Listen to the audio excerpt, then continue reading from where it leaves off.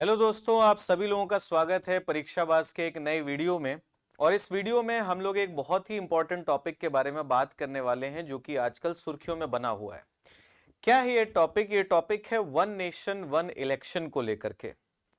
अभी कुछ दिन पहले खबर आई कि कैबिनेट ने इस बिल को मंजूरी दे दी है और सरकार जो है वो अगले हफ्ते इस बिल को संसद में पेश कर सकती है। अगर ये बिल पास हो जाता है तो ये कानून बन जाएगा, और अगर ये कानून बन गया तो वन नेशन वन इलेक्शन की कॉन्सेप्ट जो है वो लागू हो जाएगी। और ऐसा अंदाजा लगाया जा रहा है कि 2029 से सरकार इस चीज को लागू कर सकती है। तो इसी मुद्दे पर हम लोग पूरा डिटेल में बात करेंगे। देखिए, सबसे पहली चीज समझिए, भारत का जो पहला चुनाव है वो 1951-52 में हुआ था। ठीक है, उसके बाद से अगर आप देखोगे तो लगातार लोकसभा और राज्यसभा के चुनाव एक साथ होते रहे, चाहे वो 57 का चुनाव हो, 62 का हो या फिर 67 का चुनाव हो। लेकिन 1969 1969 में आकर के बिहार के जो मुख्यमंत्री थे भोला पासवान शास्त्री, उनकी सरकार जो है वो दल बदल के कारण अल्पमत में आ गई, सरकार गिर गई, उनकी विधानसभा भंग हो गई 1969 में। 1970 में इंदिरा गांधी ने भी क्या किया, उन्होंने भी लोकसभा के चुनाव जो है वो 11 महीने पहले ही करा लिए। तो मतलब जो प्रथा लगातार चलती आ रही थी कि भाई लोकसभा विधानसभा के चुनाव एक साथ होते रहेंगे, वो इस टाइम पर आकर के भंग हो जाती है। और फिर क्या हुआ कि लोकसभा के चुनाव, अलग अलग राज्यों के चुनाव अलग अलग टाइम पर होना शुरू हो जाते हैं। अब बात हो रही है कि 2029 से क्या ये परंपरा एक बार फिर से शुरू हो सकती है? तो देखते हैं इससे जुड़ी क्या चीज है। देखो, सबसे पहली बात है कि भाई ये वन नेशन वन इलेक्शन ये है क्या? इसका मतलब यह है, देखो हमारे देश के अंदर अगर आप सरकार की बात करोगे तो तीन स्तर हैं। एक आपका केंद्र है, दूसरा राज्य है और तीसरा हमारा लोकल। यानी कि आप जैसे केंद्र सरकार की बात करते हो, राज्य सरकारों की बात होती है, और हम जैसे ग्राम पंचायत की बात करें या नगर पालिका है, म्युनिसिपैलिटी, इन सब की बात करें। अब अभी क्या होता है भाई, केंद्र के चुनाव अलग होते हैं, राज्यों के अलग होते हैं, और जो हमारे शहरी निकाय हैं या जो पंचायती राज हैं उनके जो चुनाव हैं वो अलग अलग होते हैं। वन नेशन वन इलेक्शन का मतलब है कि सबके चुनाव एक साथ कराए जाएं।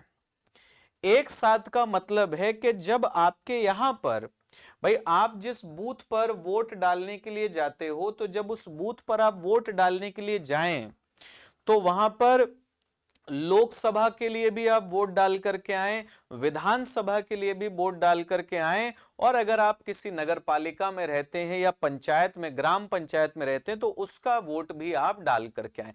इसका मतलब ये नहीं होता है कि एक ही दिन में चुनाव हो जाएगा, क्योंकि एक ही दिन में चुनाव करा पाना पूरे देश के अंदर थोड़ा सा मुश्किल है। कई चरणों में होगा, कई सारे दिनों में होगा, लेकिन जिस भी जगह पर लोग वोट डालने के लिए जाएंगे तो वो वहां पर भाई लोकसभा का भी जो प्रत्याशी खड़ा होगा उस पर भी वोट डालेंगे, विधानसभा में जो प्रत्याशी खड़ा होगा उसके लिए भी वोट डालेंगे, और जो हमारे स्थानीय निकाय हैं उनमें भाई पंचायत है या फिर शहरी निकाय है उसके लिए भी आप वोट डाल करके आओगे। ये होता है आपका वन नेशन वन इलेक्शन।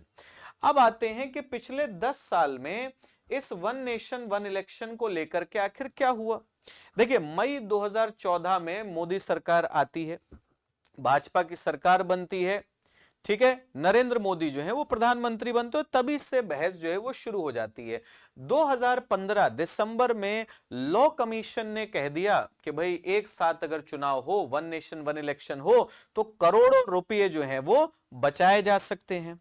जून 2019 में प्रधानमंत्री मोदी ने क्या किया, सभी पार्टियों के साथ विचार विमर्श किया कि आइए भाई बैठ करके बात करते हैं क्या ये चीज हो सकती है। ठीक है, नवंबर 2020 में एक सम्मेलन में उन्होंने कह दिया कि वन नेशन वन इलेक्शन जो है वो हमारे देश की जरूरत है। सितंबर 2023 में क्या होता है, हमारी जो केंद्र सरकार है, उन्होंने जो हमारे पूर्व राष्ट्रपति हैं रामनाथ कोविंद, उनकी अध्यक्षता में एक क्या बना दी, एक समिति बना दी। अब उस समिति को क्या काम दिया गया, भाई तुम एक काम करो, अध्ययन करो जरा, पढ़ो लिखो, थोड़ा सा समझो कि क्या ये बात सही है, क्या भारत में लागू हो सकती है, अगर लागू होगी तो किस तरीके से लागू करेंगे। ठीक है, इस चीज का अध्ययन करने के लिए मार्च 2024 में कमिटी ने अपनी रिपोर्ट जो है भारत की वर्तमान राष्ट्रपति द्रौपदी मुर्मू उनको सौंप दी। ठीक है, सितंबर 2024 में केंद्रीय मंत्री अश्विनी वैष्णव ने क्या कहा, इन्होंने कहा कि भाई देखो, पहले फेज में क्या करेंगे, लोकसभा विधानसभा के चुनाव एक साथ करा लेंगे। दूसरे में क्या करेंगे, 100 दिन के अंदर जो हमारे स्थानीय निकाय हैं उनके भी चुनाव करा लिए जाएंगे। दिसंबर 2024 जो कि अभी की खबर है, उसमें आया कि भाई कैबिनेट ने बिल को मंजूरी दे दी है और अगले हफ्ते उससे संसद में क्या कर दिया जाएगा, शीतकालीन सत्र चल रहा है, विंटर सेशन चल रहा है, उसी में पेश कर दिया जाएगा। अब कोविंद पैनल ने क्या सुझाव दिए, देखो उन्होंने पहला कहा कि भाई सभी राज्य विधानसभाओं का कार्यकाल अगले चुनाव यानी कि 2029 तक बढ़ाया जाए। मतलब अगर जितने भी ऐसे राज्य हैं ना जहां पर चुनाव जो सरकार का कार्यकाल है वो पहले खत्म हो रहा है, उसको 2029 तक बढ़ाओ। हंग असेंबली, मतलब मान लो भाई किसी को बहुमत नहीं मिला, या नो कॉन्फिडेंस मोशन, सरकार के खिलाफ अविश्वास प्रस्ताव आ गया। ठीक है, तो ऐसी स्थिति में क्या होगा, ऐसी स्थिति में उन्होंने बोला बाकी बचे कार्यकाल के लिए नए सिरे से चुनाव कराए जाएं। इसका मतलब क्या है कि भाई मान लो 2027 में अगर कोई सरकार गिर जाती है, 2027 में अगर कोई सरकार जो है वो नो कॉन्फिडेंस में आ जाती है, तो अब 5 साल के लिए नहीं चुनी जाएगी, 2 साल के लिए चुनो, क्योंकि 2029 में तो हमें चुनाव कराने हैं। पहले फेज में लोकसभा विधानसभा के चुनाव करा लो और 100 दिन के भीतर पंचायत के चुनाव कराने हैं, नगर पालिका के चुनाव कराने हैं, वो आप करा लीजिए। चुनाव आयोग को बोला कि लोकसभा विधानसभा स्थानीय निकाय चुनाव के लिए राज्य चुनाव अधिकारियों से परामर्श कर लो, बातचीत कर लो, सिंगल वोटर लिस्ट बनाओ, सिंगल वोटर आईडी कार्ड बनाओ। मतलब ऐसा नहीं होगा कि लोकसभा की वोटर जो लिस्ट है वो अलग है, विधानसभा की अलग है, पंचायत की अलग है। होता है ना, कुछ लोग तीनों जगह वोट दे पाते हैं, कुछ लोग तीनों जगह से गायब होते हैं, कुछ का क्या होता है एक जगह नाम है दूसरी जगह नाम ही नहीं है उनका। समझ में आ रही बात।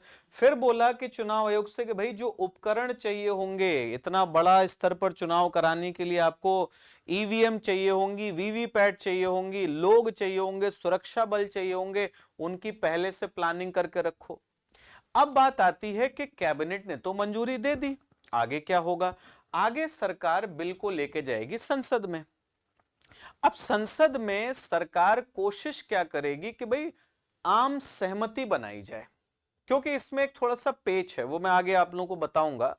आम सहमति बनाई जाए। अब आम सहमति कैसे बनाओगे भाई, जेपीसी के पास भेज दो, जॉइंट पार्लियामेंट्री कमेटी के पास भेज दो। अब जेपीसी क्या है, हमारे संसद की एक समिति होती है जिसमें सभी दलों के नेता होते हैं। वो बैठेंगे, वो बात करेंगे, वो समझेंगे कि हाँ ये दिक्कतें हैं, ये अच्छाइयां, ये बुराइयां हैं, बातचीत होगी। तो अगर सारे दल के नेता मिलकर के बात करेंगे तो हो सकता है कि आपसी सहमति बन जाए। अब देखो हमारे देश की संसद में 2 सदन है, लोकसभा राज्यसभा, अपर हाउस और लोअर हाउस। दोनों का काम है कानून बनाना। अब उसमें कानून बनता कैसे कि भाई आप एक विधेयक जो है, ठीक है, आप लेकर के जाते हो संसद में, वहां पर उस पर चर्चा होती है, बातचीत होती है, उसके बाद वोटिंग हो जाती है। अब या तो वो पास होता है या फिर फेल हो जाता है। लेकिन एक चीज आती है कि जब भी ऐसी कोई चीज पहुंचती है जो कि संविधान में बदलाव करने वाली हो, उसे कहते हैं संविधान संशोधन विधेयक, कॉन्स्टिट्यूशनल अमेंडमेंट एक्ट, या कॉन्स्टिट्यूशनल अमेंडमेंट बिल पास होता है तब एक्ट बनता है। तो जो विधेयक होगा उसे आप ऐसे पास नहीं कर सकते, उसके लिए क्या चाहिए होती है, स्पेशल मेजॉरिटी, यानी कि उसके लिए विशेष बहुमत की जरूरत होती, सामान्य बहुमत से काम नहीं चलता है। अब ये विशेष बहुमत होता क्या है, विशेष बहुमत का मतलब है कि जितने भी सदस्य हैं जो कि प्रेजेंट हैं और वोटिंग कर रहे हैं, यानी कि उपस्थित हैं और वोटिंग कर रहे हैं, मान लीजिए 500 हैं, 500 सदस्य बैठे हुए हैं लोकसभा में और उपस्थित हैं और वोटिंग कर रहे हैं, तो उनकी 2/3 मेजोरिटी चाहिए। 2/3 2/3 बहुमत चाहिए। अब चाहे आप राज्यसभा में लेकर के जाओ या लोकसभा में लेकर के जाओ, बात वही है, 2/3 मेजोरिटी चाहिए। और 2/3 मेजोरिटी सरकार के पास है नहीं। तो अगर सरकार के पास उतना बहुमत नहीं है तो भाई क्या करना पड़ेगा आपको? तो आपके पास सीधा सा विकल्प है कि आप जो है आपसी सहमति बनाइए, बाकी पार्टियों को भी अपनी तरफ लाने का प्रयास करिए, क्योंकि अगर विरोध हुआ तो इसके पास होने की संभावनाएं बहुत कम है। अब आता है कि क्या 2029 से लागू हो जाएगा या इसमें कुछ दिक्कतें हैं? देखो भाई, पहली चीज है ना कि मैंने कहा संविधान में संशोधन करोगे। अब संशोधन दो तरीके के हैं। एक वो है जिसको आपको सिर्फ पार्लियामेंट से पास करा लेना है, 2/3 मेजोरिटी से, 2/3 बहुमत से आप पास करा लोगे, वो कानून बन गया। लेकिन एक और संशोधन है उसमें ऐसा, जिसमें पार्लियामेंट से पास कराने के साथ साथ स्टेट से क्या करना है, रेटिफाई करना है, यानी कि राज्यों की सहमति लेना भी जरूरी। और कितने कितने राज्यों से? आधे राज्यों के, हाफ स्टेट से आप कहोगे कि उनसे क्या लेना होगा, उनसे आपको सहमति लेनी होगी। अब भाई हर राज्य में तो भाजपा की सरकार है नहीं, तो क्या होगा ऐसे में? ऐसे में जो नॉन बीजेपी गवर्नमेंट्स हैं या नॉन एनडीए गवर्नमेंट्स हैं, वो क्या करेंगी, इसको अपोज कर देंगे। अपोज कर देंगे तो वहां दिक्कत है। फिर बात है कि कानूनी रूप से तो अड़चने इसमें आनी ही आनी है। आपको पार्टियों के बीच सहमति बनानी होगी, राज्यों के बीच में सहमति बनानी होगी, और सबसे बड़ी चीज है भाई, पूरे देश में एक साथ चुनाव, लोकसभा के भी, राज्यसभा के भी और स्थानीय निकायों के भी, इसमें चुनाव आयोग को भी बहुत मजबूती करनी पड़ेगी, बहुत तैयारी करनी पड़ेगी, ऐसे ये चुनाव नहीं हो जाएगा।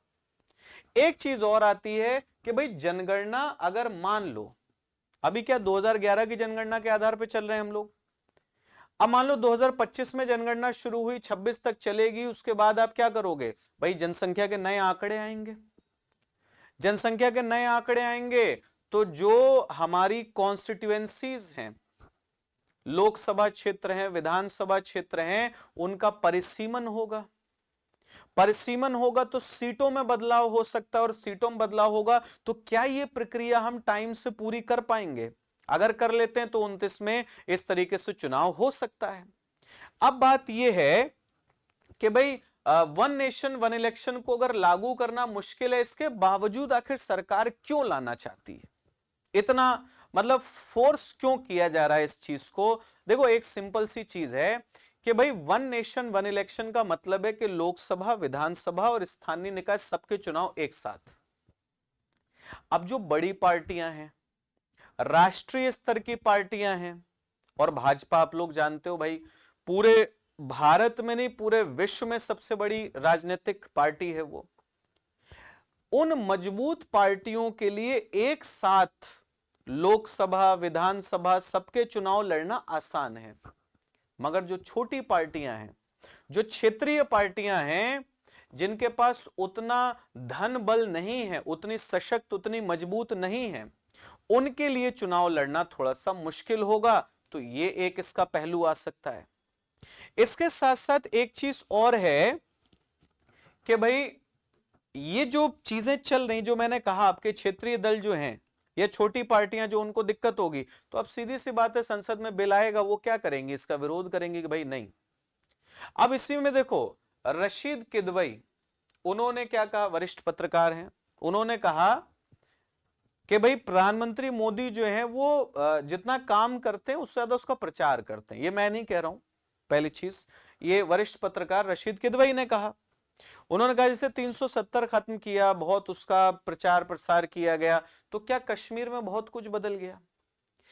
उन्होंने कहा देखो, ये वन नेशन वन इलेक्शन क्यों प्रोजेक्ट किया जा रहा है? सरकार कह रही भाई देखो एक साथ चुनाव कराएंगे, खर्चा कम हो जाएगा, खर्चा कम होगा, पैसा बचेगा। पैसा किसके काम आएगा? जनता के काम आएगा। अब जनता को अगर लगे कि भाई नेता लोग पैसा बचाने की बात कर रहे हैं, है ना, वो कह रहे हैं कि हम पैसा बचाएंगे, पैसा बचा के तुम लोगों के ऊपर खर्च करेंगे, बात इससे बढ़िया और चीज क्या हो सकती है? ठीक है। अब एक चीज है, देखो बीजेपी के पास इस टाइम सबसे अच्छी चीज क्या है कि भाई एक ऐसा चेहरा है ना जिस चेहरे के सामने कोई टिक नहीं रहा है। अभी दिक्कत क्या होती है, जब लोकसभा का चुनाव होता है तो मोदी जी के चेहरे पर चुनाव लड़ लिया जाता है। राज्य में जब चुनाव होता है तो दिक्कत है, वहां पर क्या होता है भाई, मोदी जी प्रधानमंत्री हो, मुख्यमंत्री थोड़ा ना बनेंगे जाकर के, वहां दिक्कत होती है। लेकिन अगर पूरे भारत में एक साथ चुनाव हो तो ये समस्या समाप्त, क्योंकि एक साथ चुनाव हो रहा है ना। अब इंसान वोट डालने जाएगा तो वो एक चेहरे पर वोट डालेगा जाकर के, समझ में आई बात। इसीलिए देखिए आईडीएफसी एक थिंक टैंक है, उसने क्या बोला, उसकी एक रिपोर्ट बता रही है कि जब विधानसभा और लोकसभा के चुनाव एक साथ होते हैं ना तो 77% वोटर्स एक ही पार्टी को जाकर के वोट देते हैं। अगर 6 महीने का अंतर हो तो यह प्रतिशत 77 से घट करके 61% रह जाता है, और अगर 6 महीने से ज्यादा का अंतर हो तो 61% से भी कम। इसका मतलब क्या हुआ कि अगर चुनाव एक साथ होंगे तो इसका मतलब ज्यादातर वोटर्स जाकर के एक ही पार्टी को वोट देंगे, चाहे वो लोकसभा के लिए हो या फिर विधानसभा के लिए हो। अब आते हैं कि इसके पक्ष और विपक्ष में तर्क क्या है। देखो, पक्ष की अगर बात करोगे, समर्थन में क्या है भाई, हर साल 5 से 6 राज्यों में चुनाव होते रहते हैं। अच्छा, चुनाव होने से देखो कई सारी चीजें, भाई चुनाव जब होते हैं ना तो क्या होता है, नेता जो है वो प्रचार के मोड में लगे हुए हैं पूरे साल। इस महीने में यहां चुनाव लगा है, उस महीने में यहां चुनाव लगा है, तो क्या पूरे साल प्रचार चल रहा है। बार बार चुनाव होने से आचार संहिता लगती है, मॉडल कोड ऑफ कंडक्ट लगता है, जिसकी वजह से काम रुकता है। समझ में आ रही बात। अब इसी में उड़ीसा का उदाहरण आता है कि उड़ीसा में 2004 के बाद से लगातार विधानसभा और लोकसभा के चुनाव एक साथ कराए गए, जिससे वहां पर आचार संहिता बहुत कम टाइम के लिए लगती है, और उसकी वजह से आप देखोगे तो कामकाज जो है वो ज्यादा नहीं रुकते। एक चीज और आती है कि भाई बार बार चुनाव कराने से खर्चा भी बहुत होता है, ठीक है। तो एक चीज ये भी बोली जा रही कि एक साथ चुनाव कराओगे, एक बार खर्चा होगा, खर्चे को हम कम कर सकते हैं। हालांकि इसमें लॉ कमीशन ने कहा कि भाई अगर एक साथ चुनाव कराओगे ना तो लगभग 4,500 करोड़ रुपए ज्यादा खर्च होंगे। क्यों? आपको ईवीएम खरीदनी पड़ेगी, वीवीपैट खरीदना पड़ेगा, बहुत सारी मशीनरी आपको बढ़ानी पड़ेगी, लेकिन वो एक ही बार खरीदनी है। फिर वो 15 साल तक आपकी चलेगी तो आप उतना इन्वेस्टमेंट कर सकते हो। अब आता है बात विरोध में क्या तर्क है।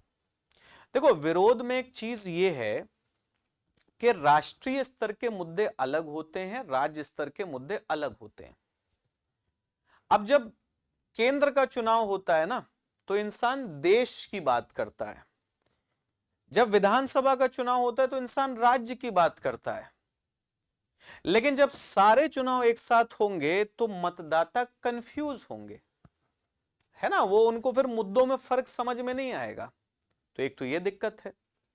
दूसरा है, अभी क्या होता है कि भाई चुनाव हुआ, परिणाम आया, एक जगह पर आपकी सरकार बन गई, अब क्या है, राज्य में आपको चुनाव लड़ना है फिर से।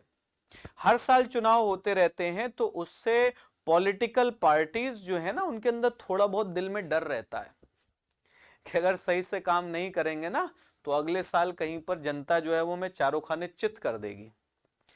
अभी सोचो, अगर ऐसा सिस्टम आ जाए कि आज चुनाव हुआ, 5 साल बाद होगा, बीच में चुनाव होना ही नहीं है, तो हमारे जो नेतागण हैं उनको देख करके लगता है कि फिर तो वो एकदम जनता से बिल्कुल 5 साल के लिए किनारे ही कर लेंगे ना, क्योंकि फिर मतलब क्या है, सत्ता मिलेगी या 5 साल तक तो चलनी है। तो ये भी एक चीज यहां पर आ जाएगी, ठीक है। अच्छा, इसमें यह भी है कि अगर बीच में मान लो कुछ हो गया भाई, सरकार बनी, मान लो गठबंधन की सरकार है, कुछ लोग भाग गए उसमें से, दल बदल हो गया, खरीद फरोख्त हो गई, हॉर्स ट्रेडिंग जिसे कहते हैं, सरकार गिर गई, नो कॉन्फिडेंस, तो उसमें चीजें क्या होंगी, इसको लेकर के भी काफी जटिलताएं बनी हुई हैं।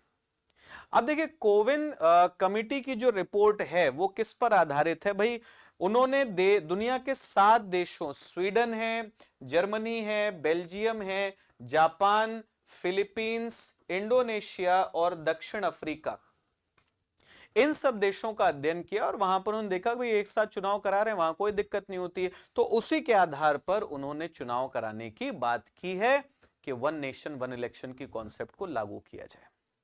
तो ये हम लोगों ने थोड़ा सा ब्रीफली इस मुद्दे पर चर्चा की। आप लोगों की जो भी ओपिनियन हो आप कमेंट सेक्शन में हमें जरूर बताइए कि आप इस मुद्दे के बारे में क्या सोचते हो, क्या इसकी अच्छाइयां हैं, क्या इसकी बुराइयां हैं।